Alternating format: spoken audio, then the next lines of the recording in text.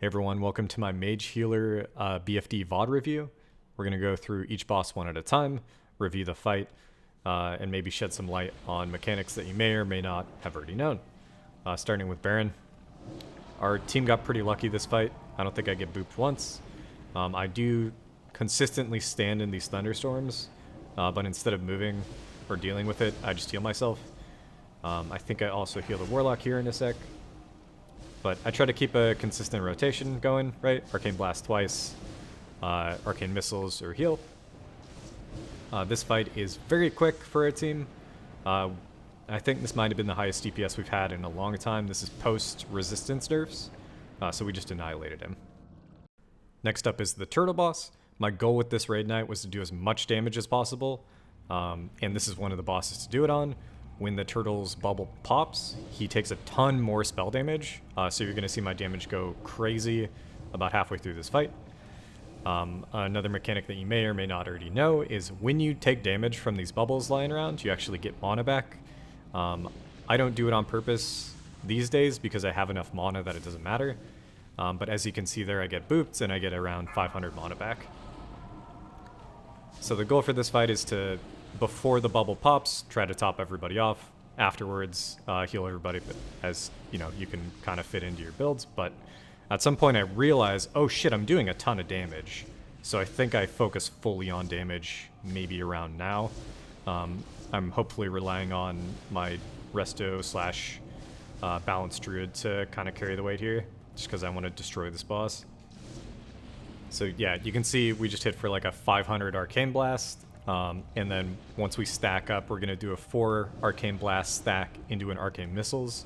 And I think each missile is going to hit for like 230.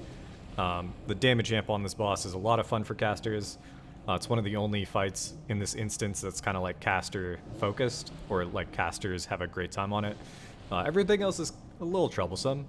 And I will say right now, my raid is pretty geared. We're in a good spot, so when the boss fights get to the stages where there's not really a lot to do, our team just kind of goes into autopilot mode. But once again, we almost timed it perfectly. We almost one-phased him. We still kill him before he pops his second bubble, but easy. Next up is Lady Sare. This boss dies instantly. We just target the boss, ignore the ad. This is one of the bosses that I was having the best time with before I kind of focused on doing damage, just because of how fast she goes down. There's not a lot of raid-wide damage going out. You can kind of just focus her, get her down.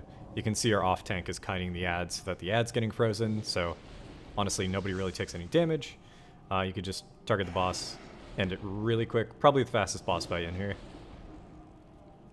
I don't know if they're ever going to tune anything in the other direction. I think Blizzard kind of tends to like certain bosses to be really easy, but this one feels a little too easy. Next up is the Murloc. It's the only boss that I haven't done well parsing on. I don't know, maybe I'm dispelling too much. Yeah, I don't know. Outside of that, I do pretty well in this fight. I really enjoy dodging the shit in the random phases, and overall it's a pretty straightforward fight. The one thing that I can't really focus on is dodging and healing. So I feel like there are probably times where I could maybe keep somebody up, and I don't. That's something I need to work on. And you're going to see here where, like, as we do, I think this first phase, we have one person die. I think it's nothing could have been done about it. In phases 2 and 3, I think it becomes a little bit harder. And I definitely could have kept somebody up. So Warlock died. Everybody else, you know, they get hit once or twice. They're fine. Coming out of phase 1 into phase 2, go back into my normal rotation. I see some things, you know, I think that Dispel is not similar to Kelris in that it's going to like really annihilate your raid, but it is ramping damage. So even though it looks like it's not doing damage early, if you leave it on people, it's going to do more and more. So try to get it out of the way as fast as possible. Once again, this is a phase where, like, if I watch here, maybe there are times where I could like blink to an open spot, put regeneration on somebody for a few seconds and be fine. Like, our hunter here is going really low, and I'm not even paying attention to that. I'm just trying to dodge and stay alive. I think at this point I do see him. I do for the regen? Yeah.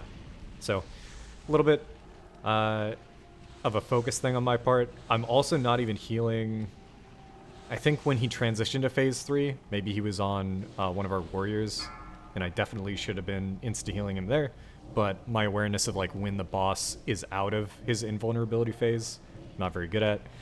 Also in this phase, I don't know what causes him to curse everybody. It might be the tentacles, he might just be spamming it, I don't know. But I eventually gave up trying to decurse, and we just kill him. Next up is Lorgus. For the gauntlet portion of this fight, our team just focuses on this big old elite first, burst it down, kill it, try to interrupt the healer from healing, and then work our way towards the boss. As a mage healer, really what you want to be doing here is nothing. I have a ton of mana. I only actually use evocation in one fight throughout this whole raid, so I don't really need to take care of my mana. I can throw it out however I want, but early on I was having real difficulties, so most of you during this phase will probably just be doing 2 arcane blasts and then wanding. That's what I would recommend. Once you get to the actual boss, this rolls right in, you can't drink. People are going to be taking damage immediately, so just save your mana. But yeah, this is the first time doing this fight where I did not swap off of the boss. Most of the time I'd been trying to swap to the totems, and then I realized it's just not worth it for me as the healer. My DPS can take care of the totem swaps. The only time I do try to swap is obviously if it's lightning shields, because the reflect damage is pretty rough. So here I might not in time. I think some people get zapped, or it's a little bit further down. But otherwise, for your raids, I'm assuming it's going to be much longer fight. That makes this fight a lot more hectic. For me, I'm just focusing on keeping people up and doing as much damage as possible. It really isn't too complicated. I feel like this was the first wall that I hit when I initially came into BFD. Yeah, right there, I think I may have hit into it. A few other people had hit into the lightning shield. We all kind of got zapped. So, top people up as I can. Yeah, I think as a mage healer, don't swap off of totems except for the lightning totem. Just keep blasting the main guy, make it easy for yourself, and then heal people up as you can. I've also trended towards using potions instead of evocating, because obviously a potion is instant, and I've timed these boss fights in order to kind of run out of mana right as they die. As a mage healer, that should be your goal. Now on to everybody's favorite fight, Kelris. This is post-resistance nerf, so I kind of pop off. One thing that I don't see a lot of people talking about is that mages should be spamming counterspell on cooldown on this fight. How our group does it is the tank that's about to go down first is going to do the first interrupt, and then I do the second one. It is super consistent now on this patch, so mages are really actually helpful in this fight in Phase 1.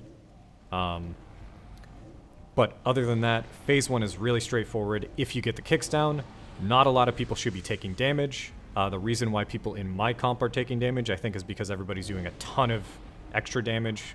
The threat's kind of going crazy. So at times, I feel like I'm pumping out more healing than we really needed in this fight, but we actually destroy him. So I think when he actually transitions to Phase 2, we get him down as low as like 28%, 27% before the phase actually begins. We annihilate this boss. The strat you kind of see going on is pretty basic. I think I've seen a lot of other people do the strat, melee and melee, ranged and ranged, kind of moving along. I do feel bad, so once again, I was trying to do as much damage as possible this raid night. I do believe that I could have saved a few people here at the end. I was just kind of focused on bosses under 5%. Can I save him? So the kid there, the warrior that just died, he actually did have regen on him. I was just doing a lot of moving. The hunter there dying right at the end just feels bad. Yeah, I could definitely work on that fight. Last fight, we got Hydra. This is another fantastic go of it for our squad. As a mage, there's honestly nothing crazy here. Keep your normal rotation up. He does do a lot of damage. One thing that our squad is doing is we have a paladin tank. They get as many stacks as possible, and then bubble to drop those stacks going into phase 2. It makes the first phase super, super easy, and you're going to see that in a little bit. The stacking poison does hurt a lot, but if both healers are only needing to heal the tank, it's super easy, right? So as long as nobody else is getting the poison stacks, this strat works perfectly. One thing that you're gonna see eventually that I'm not too sure a lot of people know is when a tank goes to cleanse their stacks off, you can actually regenerate mana from that process. So I think eventually he's gonna get a few shadow stacks here. Those cut his max health down. He actually has to drop those. And I'm just gonna walk over with him and get, I think, like maybe 500 mana back. But otherwise, this is a straightforward fight. Dodge his breaths, keep the tank up, and you should be able to one-shot this guy. As a mage, this was my favorite BFD run. I'm really happy with the resistance changes that they made. Super, super fun, really enjoying this raid tier. So here's where I jump over. You jump in after the stacks are cleared, and then you jump out before it pops. And I got a bit of mana back. I don't think we really needed it, but you know, it's good to know that you can actually do that and get some mana back for fights that take longer than our group. We are destroying this boss, and yeah, this is the easiest go of it that I think we've had my entire time playing phase 1. Hope you guys enjoyed the video. I'm gonna post some links to maybe the add-ons that I'm using. I don't really know how to do all that, but I'm gonna try down below.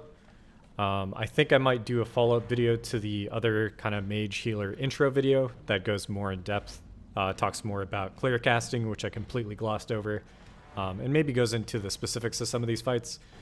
This is more of like a broad kind of overview showing off how a raid goes with like a mage healer at his peak. I still am not really fully geared out at all. I've got a few pieces from raid, but I'm really waiting for some of the upgrades to drop. And I'm honestly just having a great time running it, figuring out how to make this work, and then getting better. So again, links will be below. Hope you guys are having a great time with BFD as well, and I will catch you guys in the next one.